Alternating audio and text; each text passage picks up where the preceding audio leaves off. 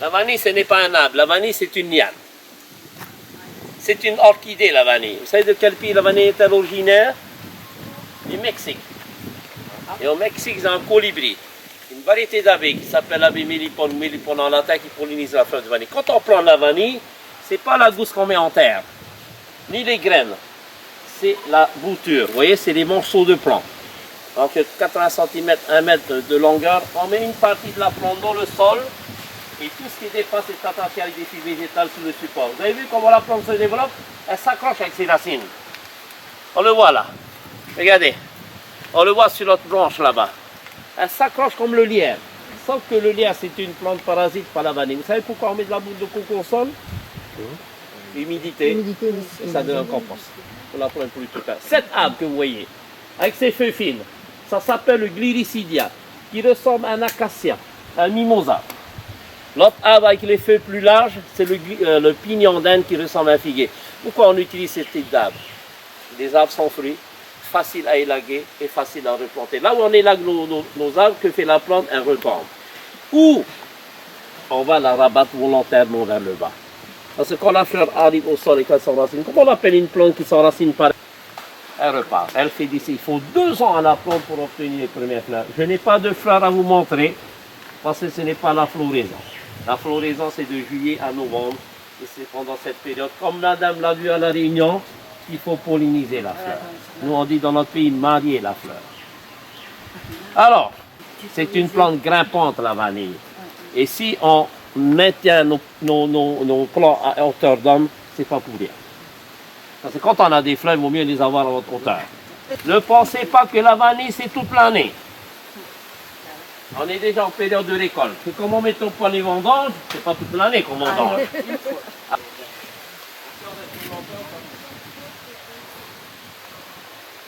C'est cette partie de la fleur qu'il faut retirer, la corolle. La corolle, c'est la pétale centrale, qui ressemble à un entonnoir, le cœur de la fleur. J'ouvre le cœur de la fleur et qu'est-ce que vous avez à l'intérieur du cœur? Vous avez ce qu'on appelle les étamines. C'est là qu'il faut récupérer le pollen. C'est là qu'il faut que je récupère le pollen pour mettre où? Sur le pistil. Mais le pistil a la même fleur, parce que normalement, que fait l'abeille? Elle passe d'une fleur à une autre. Elle prend le pollen d'une fleur mâle pour mettre sur le pistil d'une fleur femelle. Là, on l'autoféconde pour 2 raisons. La fleur de vanille, elle est bisexuelle, premièrement. Hermaphrodite, très bien. Et l'autre raison, si la fleur était ouverte aujourd'hui, rappelez-vous les mois de floraison, monsieur? Juillet à novembre, très bien.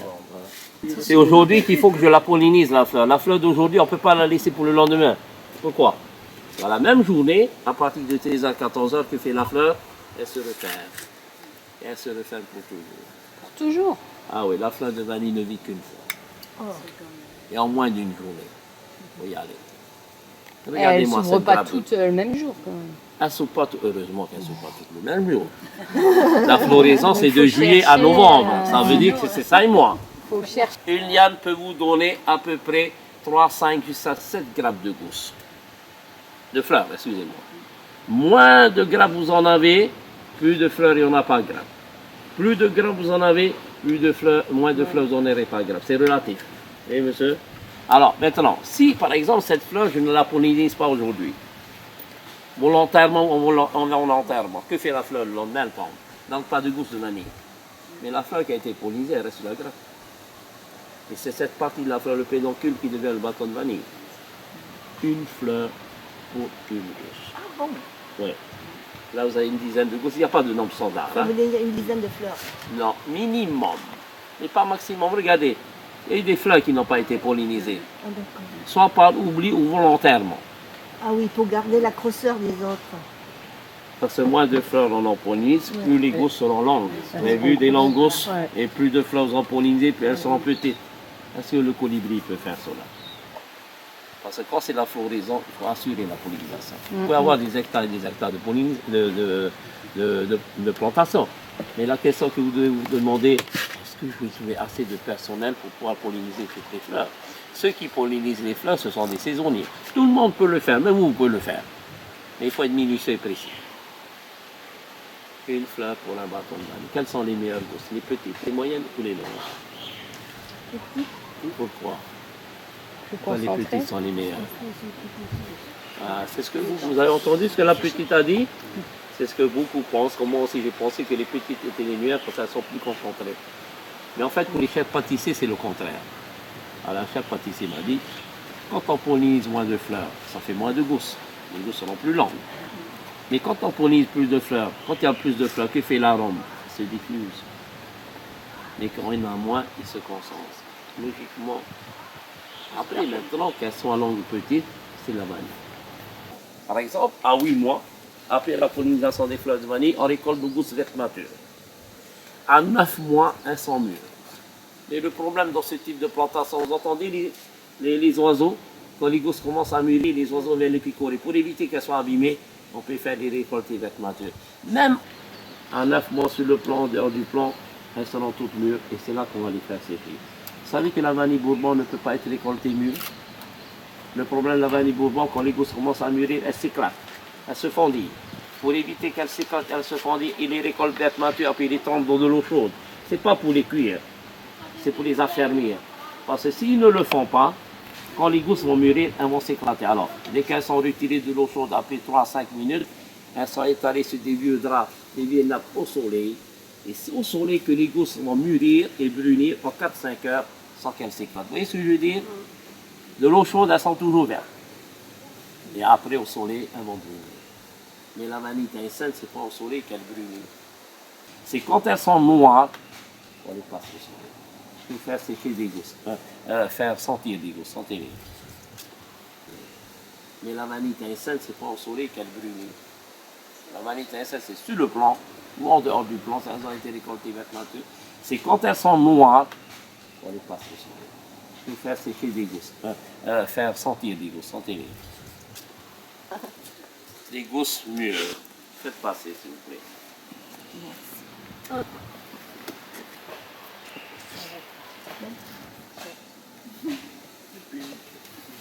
Par contre, les mûrcis. Et plus on fait sécher la vanille, plus la vanille transpire, plus elle perd de l'eau et plus l'arôme se renforce. Soleil, sauna, chauffer, transpirer.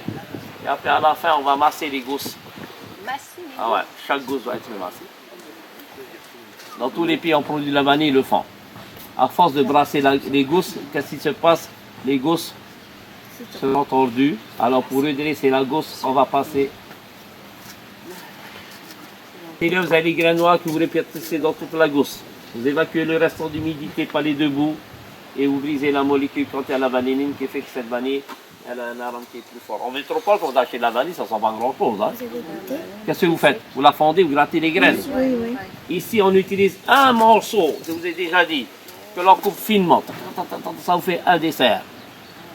Un autre morceau pour un dessert. Le dessert de votre choix. Ouais, avec l'écorce. On peut même consommer l'écorce. Sinon, Ouais. c'est dommage. C'est bien. Ça serait dommage. Quand l'écorce est bien humidifiée avec le sirop, les jus de fruits, vous voyez quand vous faites une salade de fruits, vous la coupez très finement, eh ben, c'est très agréable. Le problème, dans une c'est que crème. chez nous, l'écorce est tellement dure. Voilà. Mais comme je sais que vous allez en rapporter de la vanille de Tahiti, donc ça veut dire que vous Mais allez on peut le garder combien de temps? Alors, dans un bocal en verre, madame, hermétiquement fermé, avec un fond d'alcool. Alors, ce fond d'alcool, vous savez pourquoi? Ça évite que les gousses moisissent et ça évite que les gousses se dessèchent. Regardez, l'humidité va faire que la gousse va rester toujours souple. Et puis, elle est conservée comme ça pendant de nombreuses Et années. c'est quoi comme alcool? Alors, qu'est-ce que vous aimez comme alcool, madame? Rhum. Le rhum. Juste un peu? Un petit fond. Oui, un petit peu. Vous mettez, je sais pas, 3, 4, 5 gousses. Il y a du bon rhum qui vient de la Réunion, qui vient des Antilles, qui vient de la Jamaïque. Cuba, ils font du rhum à la vanille maintenant à Cuba. C'est l'humidité de Cuba. Ils vendent des bouteilles de rhum avec de la vanille à l'intérieur. Ici, c'est très connu. Même en France, c'est très connu. Vous pouvez les fondre, vous pouvez les couper en morceaux. 3-4 gousses, c'est pas la peine d'en mettre une vingtaine. Hein? Et au bout de 4-6 mois ou 1 an, vous le buvez. en digestif, vous faites des cocktails, vous mettez quelques gouttes sur des salades de fruits, sur des pâtes à crème, vous savez que l'alcool, quand il cuit, il s'évapore, voilà. Et quand l'alcool arrive au tiers, vous rajoutez encore de l'alcool. Pendant 10 à 15 ans, avec les mêmes gousses, vous pouvez faire plusieurs rhums à la vanille. Et il faut les garder au frigo? Non, à l'abri de la lumière, un placard, armoire, température ambiante. Le fond d'alcool, vous pouvez l'utiliser comme de l'extrait, au lieu d'en acheter. Ça vous fait 2 produits en un. Ah oui, ça c'est super bon. Dans les flancs, dans les riz au lait. Quand tout ça cuit, il n'y a plus d'alcool, mais il y a le goût de la vanille qui reste. Donc on peut en remettre régulièrement. Voilà, madame, quand vous avez utilisé, ben, vous voyez, vous rajoutez encore un peu. Pour éviter que ça se dessèche. Juste un fond. Hein. Un petit fond comme ça. Et si on veut faire du rhum Alors, il faut vanillé, immerger totalement. La bouteille. Voilà, La il faut bouteille, immerger la bouteille. Voilà. 2-3 gousses pour 3 une gousses, bouteille. 4 gousses, 5 gousses, c'est vous qui voulez. Ouais. Plante, elle peut vivre 40 ans à l'état sauvage. Mais quand on travaille la plante, on la fatigue. Vous savez qu'est-ce qui se passe quand la plante est fatiguée? Elle produit moins. C'est pour ça que dans beaucoup de fermes, c'est tous les 10 ans qu'il faut régénérer. Vous voyez, les racines, elles peuvent faire 3-4 mètres de profondeur. Alors, quand on compte les 2 premières années pour avoir les premières fleurs, 10 ans, ça veut dire 8 récoltes. C'est en ce moment la récolte. C'est pour ça que je n'ai pas beaucoup de gousses à vous montrer. D'avril à août. Et la floraison, c'est de juillet à novembre. Par contre, je vais vous montrer qu'avec des gousses pas belles, ou des gousses qui sont bonnes, et qu'on ne peut pas les commercialiser comme ça, qu'est-ce qu'on en fait? Comme dans le cochon, tout est bon dans le cochon et la vanille c'est pareil. On va les couper en morceaux. On va les faire sécher. Après, on va infuser dans des fûts d'alcool, l'alcool à 90, et on va faire ce qu'on appelle l'extrait de vanille. Donc, l'extrait de vanille, c'est alcool, eau et vanille. C'est meilleur ça. Ça, c'est de l'alcool à boire. Vous savez pourquoi on fait de l'extrait? C'est souvent pour les Américains. C'est à boire. Pour les gens qui ne... Le français et les gousses. Juste un peu, ça suffit. Mais il y a des pays qui n'utilisent que la vanille liquide. Monsieur. Voilà. Après, avec le marc, madame, Attention. le fond. Qu'est-ce qu'on en fait avec le fond? On va faire de la pâte de vanille. Qui connaît la pâte de vanille? Comme la tapenade. C'est très concentré. Vous mettez une demi-cuillère à café de pâte de vanille pour 3 kg de fruits. Vous faites une confiture. Une C'est noisette. quoi? C'est toujours avec ça, mixé? Voilà, le fond. Et on fait de la poudre. Ce matin, vous avez mangé un yaourt à la vanille. Ben, c'est souvent faire de la poudre. C'est-à-dire avec ça, Tout. toujours. Toujours. Ça, quand on déshydrate dans un des humidificateurs, c'est broyé, passé au tamis, on obtient de la poudre. Extrait les mêmes morceaux de gousse, pas les mêmes, hein. D'autres morceaux de gousse qu'on a fait sécher, ça vous en mettez partout. Hein. Un peu comme ça ne sent pas vraiment la vanille, mais en contact du liquide. Entre les grains, là, dans les gousses, Non, avec ça, non, nous on utilise tout.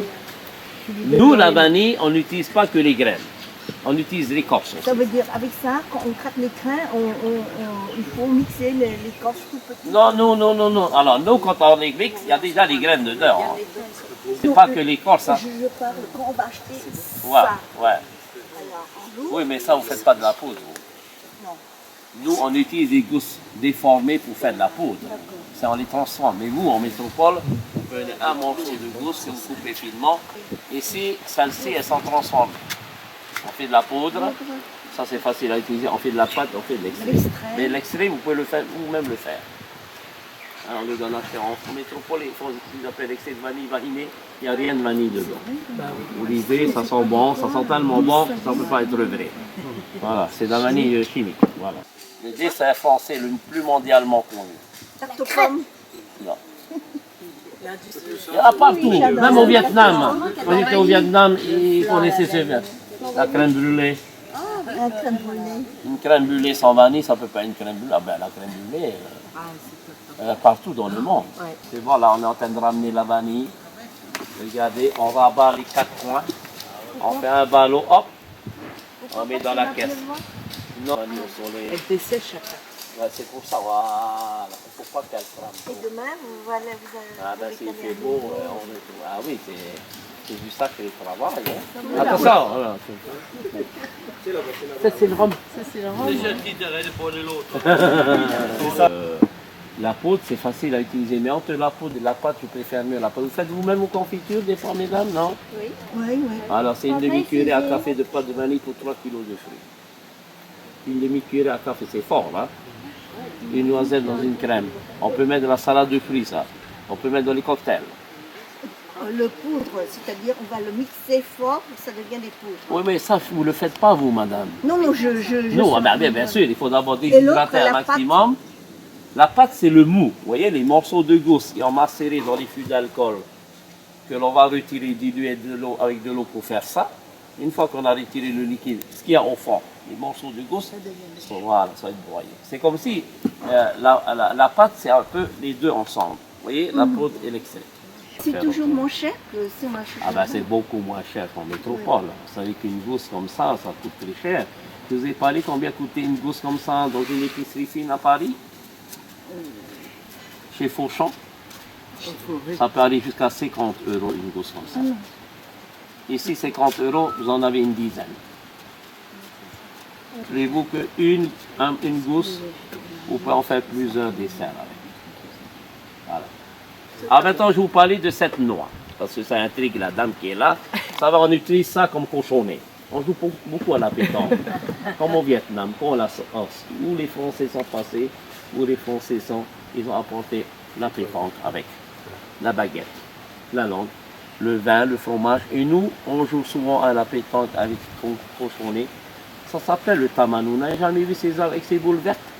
Il y en a plein dans notre pays. En bord de mer, Chou va vous montrer. Hein, il va vous montrer, parce que là, vous allez pour manger, il y a ces arbres aussi. Les gens les ramassent et ils viennent les vendre par sac. Il y a des sacs blancs là derrière, des sacs de 25 à 30 kilos. On achète à 1,70 € le kilo. Quand on les casse, il y a ces noix jaunes à l'intérieur. Cette noix que nous faisons sécher. En Malaisie, je ne sais pas au Vietnam, mais en Malaisie, ils la mangent cette noix. Et à Singapour, des fois une sauce épicée comme la sauce aux arachides. Alors, quand c'est séché au bout d'un mois, 2 mois, après c'est broyé dans un hachoir à viande. Après, on obtient une pâte grasse, on enveloppe avec épicé en coton, on le presse. Vous avez la presse qui est juste là. Vous voyez un cric pour soulever des voitures. Peu bien pris ça à froid. Voilà le tourteau, voilà ce qui reste. Mais par contre, vous avez de l'huile qui est sortie. Vous allez voir là-bas plusieurs bidons d'huile. Et voilà à quoi ressemble cette huile. C'est ce qu'il y a de meilleur pour tous les problèmes de peau. Vous avez jamais entendu parler de l'huile de tamanou? Brûlure, J'en ai vu dans des coupure, boutiques. ah c'est super. Piqûre de moustique. Piqueur de moustique. Et là, vous n'êtes pas blessé au corail, les compatriotes? Non, pour le guistage, avec un ventilateur en faisant de la cuisine et avec de la pierre. Ah bon? En tout, j'ai 11 coupures sur les 10 doigts. Tout ça, oui, là. Il est en quelques jours, hein, il a fait ça. Ah là, ben, vous mettez ça, monsieur. Vous faites un tour du monde et quand vous... Il peut tester là? C'est un petit. Pour le guistage, il peut tester? Bien sûr, ça soulage bien l'arthrose. Les douleurs, ah non, mais l'arthrose, ça soulage bien. Moi aussi. L'eczéma, l'acné, le psoriasis. Il y a juste une maladie, ça ne marche pas, c'est le vitiligo. C'est des pigmentations, ça, vous voyez, les taches blanches, là, voilà. Mais sinon, c'est un super produit. Hein. Talophyllum inophyllum en latin. On dit souvent dans notre langue tamal ou. Ah, il t'a même ok. Parce qu'on utilise beaucoup ça dans nos hôpitaux, dans nos cliniques. Hein. Ils le recommandent beaucoup. Dans toutes les pharmacies, on peut acheter l'huile de tamal. Contre l'arthrose aussi. Ah, ça soulage bien l'arthrose. Ça ne guérit pas l'arthrose, madame. Mais ça soulage bien. Vous allez faire des petites frictions, c'est super. Ça, c'est du pur. Ouais, c'est du pur, hein. Et on a le monoï qui n'a rien à voir avec cette huile, qui est l'huile de coco, c'est plus pour hydrater la peau, des mélanges de cheveux, pour faire des massages. Ça hydrate bien. Ah, le monoï, oui, ça sent bon le monoï. Vous avez des testeurs là-bas. Il faut les sentir. C'est connu maintenant le monoï en France. Ah bah oui.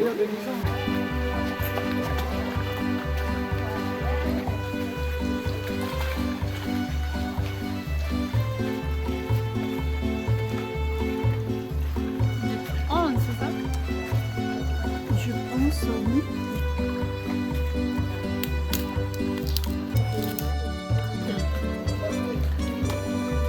Alors pour commencer, moi je m'appelle Kiani. Bienvenue à tous. Et ici je vais vous montrer un peu comment est-ce qu'on fait des perles et puis à l'intérieur comment est-ce que les perles sont faites. Elles sont toutes classées selon 3 types. Alors par exemple ici l'huître elle s'appelle la Pinctada margaritifera ou bien tout simplement l'huître à lèvres noires. Parce que vous pouvez voir ici une partie de la lèvre. Je peux vous approcher. cette partie de la lèvre, on a des couleurs assez typiques d'ici, des couleurs de rouge, cuivré, aubergine, comme celle-ci, celle-là et celle-là. En fait, ce sont des couleurs parce qu'on peut avoir les minéraux qui viennent de la montagne, donc c'est assez typique grâce à ça.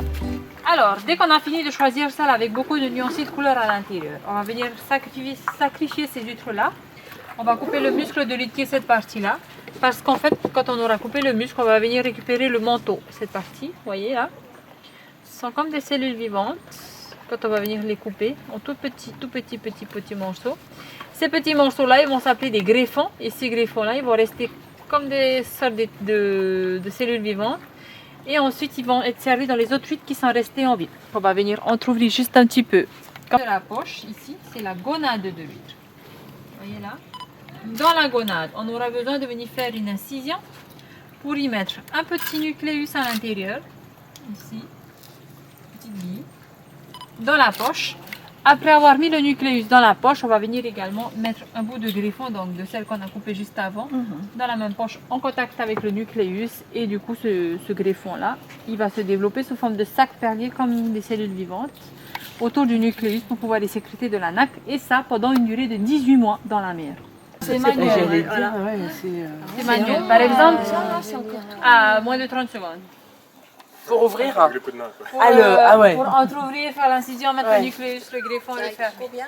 Moins de 30 la secondes. chirurgie, ça. Sinon, elle meurt, c'est ça? Non, sinon elle stresse et sinon aussi il y a plus de chances quand elle est entrouverte, plus de chances qu'il y ait beaucoup de bactéries, beaucoup de microbes qui viennent. Mais après, finalement, on ne sait quand même pas si la couleur va Non, être. C'est voilà, pour ça qu'il y c'est en a ça. tant d'éclairs, des plus C'est foncés, ça, exactement, avec exactement. des reflets. Mhm. Voilà. Totalement. Parce que ça, Alors par après, c'est, ma rapport foi, aux tailles de nucléus ici, les tailles de nucléus c'est par rapport à la surgreffe. Si par exemple, quand après 18 mois on ressort une perle et la perle elle est très très belle, on pourra retravailler cette même huître. C'est juste que j'ai pris une perle, je sors une perle qui s'est développée autour, qui va avoir à peu près où est-ce qu'elle est cette taille-là, en moyenne. Voilà, une 10 mm. Je la sors, le même procédé, rechercher nos huîtres, les apporter au bout du poton, les entrouvrir, refaire l'incision, retirer la perle. Ici c'est une belle perle ronde comme ici, une belle forme, donc ronde, une belle taille, une belle qualité. On pourra retravailler avec la même huître. On va juste checker la perle et regarder la taille et remettre un autre nucléus que la même taille de la perle qu'on venait de sortir. Et la même huître va produire sa deuxième perle. Une même huître peut produire jusqu'à 4 à 5 perles une à la fois. Vous les pêchez, les huîtres? Non, ouais, on les pêche en quelque sorte. On a des collecteurs, ce sont les deux petits bouts de plastique qui sont là, les collecteurs. Voilà, c'est mon fils qui joue avec. On a des collecteurs et on les place derrière la ferme. Et en fait, ce sont les larves, les bébés d'huîtres pendant la production. Ils se laissent emporter par le courant. Et hop, nous, on les capture avec ceux-là. Et on attend qu'elles grandissent un peu. Tous les 6 mois, on va vérifier nos collecteurs. Bon, pas tous les 6 mois, on les vérifie assez régulièrement quand ils vont à la ferme. Mais tous les 6 mois, on récupère les collecteurs pour récupérer les petits naissants. Et les petits naissants, on les perce, on les attache sur les corps comme cela, on attend qu'elles grandissent jusqu'à ce qu'elles aient 3 ans et greffables. Oui, ça vient des États-Unis. Alors, ça se fait comment? C'est une machine spéciale qui les taille. Ils prend l'épaisseur. Alors, il y a différentes épaisseurs, il y a différentes tailles de nucléus, vous pouvez toucher la matière. Il y a différentes tailles de nucléus.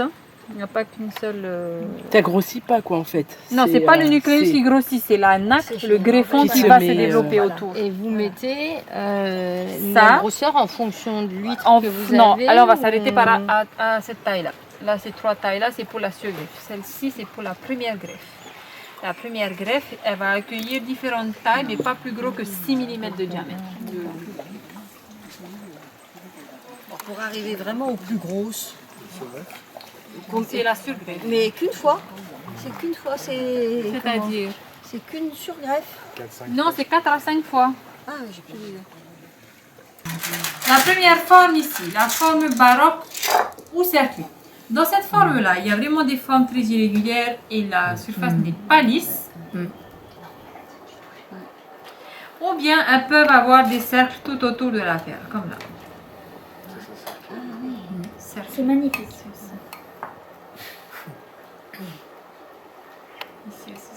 Là, on dirait un bonhomme de neige. Et si une huître nous donne une perle de cette forme-là, on ne va jamais retravailler avec cette huître-là. Comme je disais, il y a 45% des huîtres qu'on ne va pas réutiliser parce que c'est celle qui nous donne cette forme-là. Et c'est celle qui a moins de valeur pour une même taille et même qualité. On récupère quand même toutes les plus belles perles, enfin toutes les belles toutes les belles baroques, toutes les belles perles baroques qu'on va mettre sur du cuir comme cela.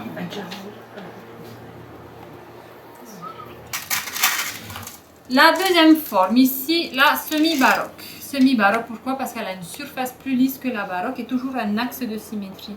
Ici, elle peut être en forme de bouton. Elle peut être un peu plus ovale, comme là. Elle a l'air d'être ronde des fois de loin, mais elle ne l'est pas. Elle peut être en forme de goutte.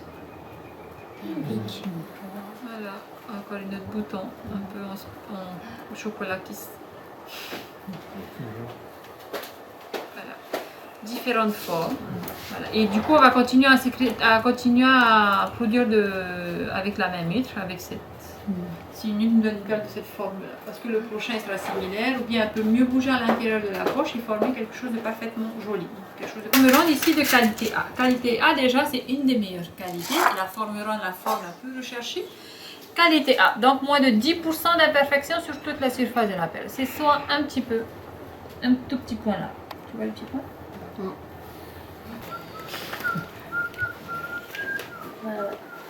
On va bien trouer comme ça, perdre de sa valeur par rapport à... Non, là c'est vraiment naturel, c'est une imperfection naturelle et ça représente la qualité A. Une des meilleures qualités, c'est une des meilleures qualités, ça représente moins de 10% d'imperfection sur toute la surface de la perle.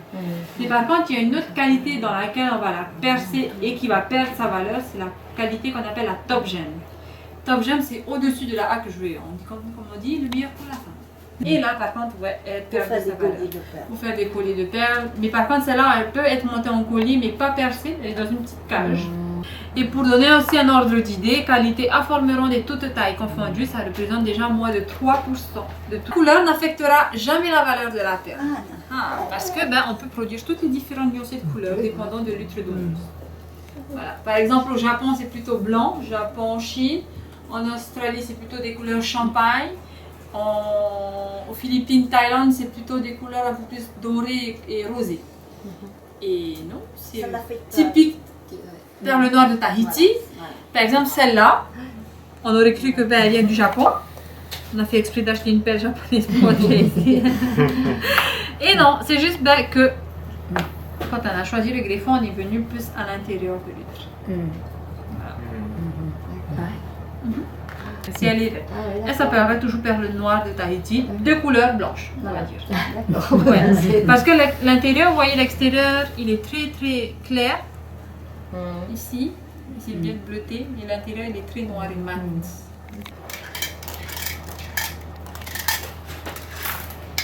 Qualité B. Qualité B, ça reste toujours de très belles perles. C'est juste qu'elle a un petit peu plus d'imperfection qui varie entre 10 et 30% d'imperfection sur toute la surface de la perle. Qualité A à la B, ça représente déjà moins de trop... De qualité A à la B, c'est comme une pyramide. Ça représente moins 25% moins cher que la A. La qualité B, c'est une sorte de pyramide. Après de la B à la C, enfin plutôt de la A à la C, c'est moins 75% moins cher. C'est comme une sorte de pyramide. La A, on en a peu, la B un petit peu plus et la C énormément.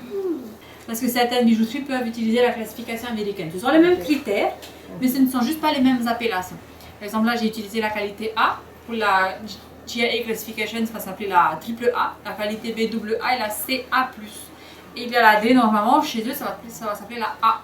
Ça peut porter à confusion. La A de chez nous, c'est une des meilleures et la A de chez eux, c'est la moins bonne qualité. Maintenant, la qualité C ou la A+, si vous voulez. Dans cette perle-là, en fait, on a toujours un très beau lustre. Parfois, non. Celle-là, par exemple, elle est bien piquée. Je vais montrer la surface. Non, pas de la Vous voyez les imperfections. Pourquoi on ne peut pas la toucher? Parce que l'acidité, les crèmes, je ne sais pas quelle Voilà, les ça peuvent terminer la surface. C'est mieux. C'est une chose. Voilà, ou bien on peut avoir du lustre qui est très terne, donc une perle qui est mate. On va parler de la classification. Ici, je vais vous montrer nos perles d'exception qui font plus de 14 mm de diamètre. Ils sont de forme ronde et surtout, elles sont de qualité A. ce genre de perles-là, on peut en avoir, mais très très peu. Ça représente entre 4 et 6 perles par an en dehors des 20 000 de gold. C'est vraiment moins de 18 qui va atteindre sa 5e surgreffe. Et moins de 5, 8, voire 6 qui va me donner sa très très grosse perle comme ça. Là, c'est celle qui... Oui, celle-là, c'est la parfaite. Alors, on a en plus Celle qui te plaît le plus, c'est ça. Elle a déjà. Hein, alors là, c'est un montage en cage. Avant, on n'avait pas de boucle dorée en cage, on n'avait que des pendentifs pour accueillir la top gemme, la parfaitement ronde. Et en fait, elle est...